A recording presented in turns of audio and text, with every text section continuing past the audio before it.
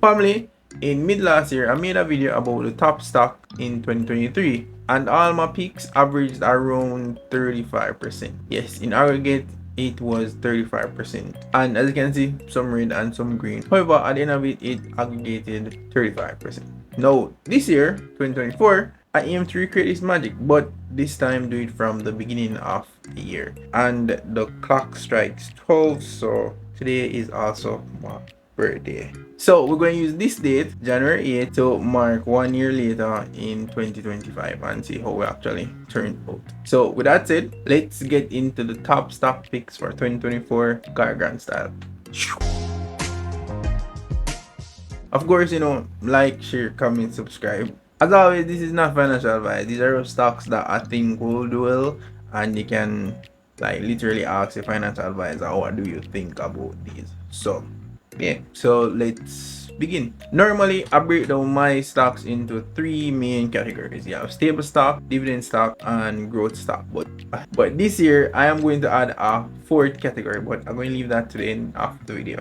So stick around. Stable stocks normally are consider them like big companies that relatively have slow movement, meaning that the volumes of shares that would require for it to actually make a significant movement is large. See me? So and everybody can like move the stock, especially like without any major news or anything of that sort. Growth stocks now are stocks that I believe have the potential to grow not only fundamentally but also increase in stock price. And dividend stocks, at least everybody know dividend stock, is really just stocks that pay out above market average, basically in dividend towards the shareholder. Alright, now that's all the way. Here are my top picks for a stable stock. Massey Holding is essentially a diversified conglomerate that has arms in automotive, retail, and energy. It has a strong presence in the Caribbean and Latin America, which essentially is a growing and emerging economy. So, there is growth there, but stable growth. This company also actually pays dividend, you see me, but not like a dividend stock. You pay dividend, but a win is a win regardless. Personally, when Massey came on to the JSE, I was kind of on the fence with the whole Trinidad thing. However, this is really just an overview of the stocks. I'm not going to necessarily go in depth with it. What I'll do though is that in the upcoming videos, I will be making individual videos on these stocks, giving them the, how do they make money series kind of vibe. For all the stocks that I do mention that I don't have anything on them yet. But as I said, Massey is big, like big. It is over 100 years old. So it's safe to assume it's not going to go anywhere anytime soon. So yeah, the second stock is Grace Kennedy. And Grace Kennedy is a mammoth of a company. Matter of fact, it's 100 years old, similar to Massey. So Massey is, well, Grace is like the Massey of Jamaica, basically. And Grace has their hands in several stuff, but then they even usually sell cars, but they have more focused on the core business model, which is the financial aspect and the food and distribution area, right? So, however, Grace is a very active investor, so they do have several acquisitions of shares of different companies that are not necessarily within the whole finance and food. They have insurance companies and so on and so forth. So them have them on in other stuff, but that's like their acquisitions. And they just now focus mostly on like the financials, Western Union, and then the Grace brand of food. So yeah. Grace also pay dividends, but I see my dividend check and I'm like, them could have keep it. But yeah, regardless, a win is a win. I mean, they do pay dividend, I think like 1 or 2%. So yeah. The third stable stock is separate group of companies. I did also make a video on this company, so you can go check that out. However, basically separate is in line with Grace and Massey. Essentially, separate is like the little brother of Grace. The only thing is that separate focuses more on like just the retail and distribution side of it. They don't really venture outside of the whole space like remittances and something. No, they just focus directly on food and distribution. Also, separate is 84 years old, and while making this preparation for this video, their news came out about separate, like they're getting a contract with Uplift. Say, oh, a lot of money are gonna start pumping there, so kind of giving like growth vibes too. But yeah, and the stock price has moved. I was like at 70-ish, and then it just think it's like $79 now or $80. Last on this stable stock list is Visinco. Visinco essentially is like how Grace and Separate like produce food and them some there. Visinco now solely focuses on like juice. Not really solely, but predominantly focuses on like juice aspects, water, boom, so on and so forth. I am going to actually make a video on Visinco, which should be the next video. We see that go. But yeah, it is a really great company, and it is also 59 years old. So all these companies are old companies, which means they are here for a good little while. And yeah, based on the list after chose the stocks that I noticed that it was predominantly like food and like basic needs kind of vibe stocks that I picked for 2024. And there's one common thing that all humans are all we use, and we need to actually eat and drink water and something there. So a company that does that, will always have customers, right? And if you even check the Maslow hierarchy of needs, it is literally the base foundation: food, water, shelter, them little stuff there. So on to growth stock, and the first growth stock that I have on my list is Regency Petroleum Limited. Honestly, Regency Petroleum Limited is like the new Fesco, but with all of its growth potential in front of it. Seeing that RPL came to the market so young, at 3 years old, but they only had like one gas station, it gave investors ability to invest in them and see huge returns over the course of the tenure of the company. And speaking of that, like they literally came to the market like a year or 2 years ago. And since they come to the market, because I did make a video on this, they have been building out gas station because initially they predominantly sold like gas to cook and them something there, but now they're going into like the petrol. So yeah, more money for them. And the thing is, they're building out there. So at first it was in Westmoreland, the first gas station, but now they're building it out into the more urban areas, Kingston and them areas there.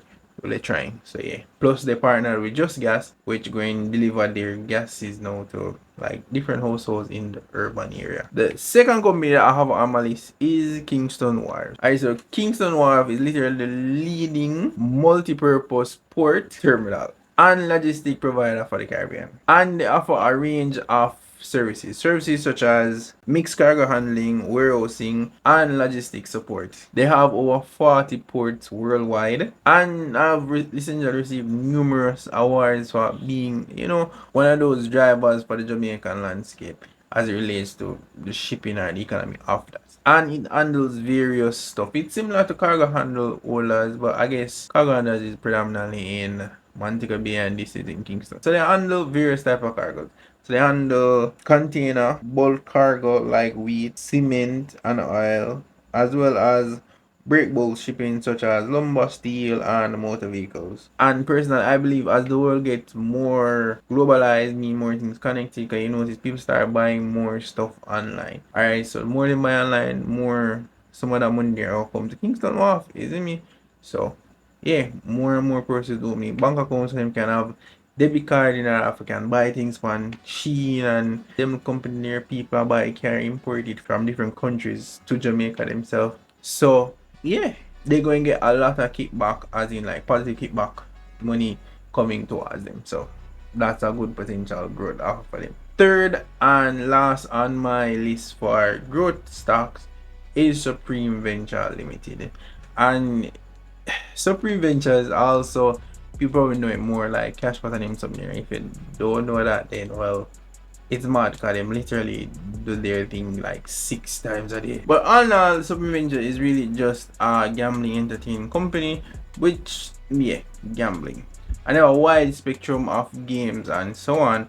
However, as I say, you can watch back that video. But what was the key thing that I thought would help it grow is the fact that Supreme Ventures, there's 2 actual things. So one, the fact that there have been recent news there'll be like GCT on horses, and SVL owns Cayman and Strack, which is a horse betting game. So yeah, so when they start importing horses at cheaper rate, that comes back to the company. In addition to which, I think going to be the bigger driver is the fact that SVL is actually going into the remittance space. I know remittance is a billion-dollar industry in Jamaica, so they have the know-how. They know how certain stuff works as it relates to that. They also have the brand recognition enough to can actually do a better job than what I saw Victoria Mutual do. So yeah, that should be interesting. Just have them out. Yeah. Alright, now to the dividend stocks. And this year, for the last 3 years or 2 years, if you want to put it, I've been watching these two particular stocks. And these are the dividend kings. Alright, they are the king, the king, the king. Alright, they pay out the most. So the first one is Trans Jamaica Highway. I did make a video on this, but essentially Trans Jamaica Highway just operates the Mount Rushmore bypass, which is what connects like Kingston to Portmore, which is the busiest period, like miserable part that tour there. But at the end of the day, you know, they making bang. They also operate the rest of the toll and them something there for NROC. NROC essentially is a government entity that owns 20% of Trans Jamaica Highway. So they operate in the other toll roads. In addition to the fact that Trans is just growing, and 2024 and 2025 going to be interesting year for dividend payments. But we leave that for that go. Also, the Williamsfield Highway will also be coming into effect. I think March. I think first quarter. In the first quarter, essentially, government are going to give people the freeness, make them get used to it first, and then now, bam, the money. So, yeah, we're going to wait on that, and then we can see how the numbers are, how it affects the numbers for them. However, I don't think that will deter them from actually paying dividends. As a matter of fact, this year they paid, I think, 6 to 14% based on what price you got it at, because the stock price went up, so they paid out more. So it's good to stockpile them when they're cheap. But essentially, Trans really just operate the Spanish Town Toll Road, Portmore Toll Road, the Mapen Toll Road, and the Vineyard Town Toll Road. And the second, which is the dividend king for now, is Carreras. Carreras is a cigarette company. At the end of the day, it's a cigarette company, and they have been around when Jamaica get independence. From 1963, they have been around, and their primary job is essentially just marketing and the manufacturing of cigarette and cigarette products. Products such as Scrivener, Mataran, Dunhall, Rothman, Pall Mall, Newport, and Parliament. And how Carriers is split is that 50.4% of the company is owned by the British American Tobacco Company, which is an international business, and the other 49.6% is owned by Jamaicans. So, yeah. And they essentially pay anywhere from 9 to 10% to 12% on average, just depends on what price you got them at. However, these stocks have been consistent with the dividend payment. At least I know for Carriers it's been for the last 5-6 years. And then for Trans, like from their inception, they have been paying out that dividend. So it should safe to assume that they'll pay next year. Also, the coverage ratio is okay. I like the coverage ratio to below. I mean that they can cover their dividend payments more, but they've been fine because they have a lot of reserves and they do make a lot of money a year time. I also have videos on both of those stocks, so you can also check that out. Speaking of dividend, I think we'll probably try and do like a dividend thing, like show how much dividend I get each year and just watch it grow. I think that would be cool. I think last year I got $6,000 worth of dividend, which is mind blowing, because before I usually collect dividend, and the dividend I usually collect was the paper that they sent the dividend on was worth more than the actual dividend. So it's a big bump. So now for the last or the fourth type of stocks that I said I was going to, and it's really just like a long bet, right? And two stocks that I have on this list is JMB and Jamaica Brothers Group. All right, JMB essentially is like a bank. It's an investment bank, but it also has the criteria and the operations of like a bank. All right, and I don't know why JMB is going down. I'm gonna take a proper look at it, like probably do a review on it itself. But JMB is like, in the investment space, it would be like one of those banks that if JMB in there, it's problem. So I don't necessarily understand why it's not performing or so. And the thing is, JMB has SSL protection. Every time I say that, it's just weird, but it's basically just a standard technology for securing internet connection by encrypting data sent between website and browser or between two servers, and essentially just prevent hackers from seeing or stealing information. So enough goers, so we have data leak and them some there. or your money you go miss out your bank, which is good. Safe, efficient, and fast. Well, efficient would fall under fast, but safe. You see me? So I don't know why, but that's why it's a long bet. It's like they're doing everything good.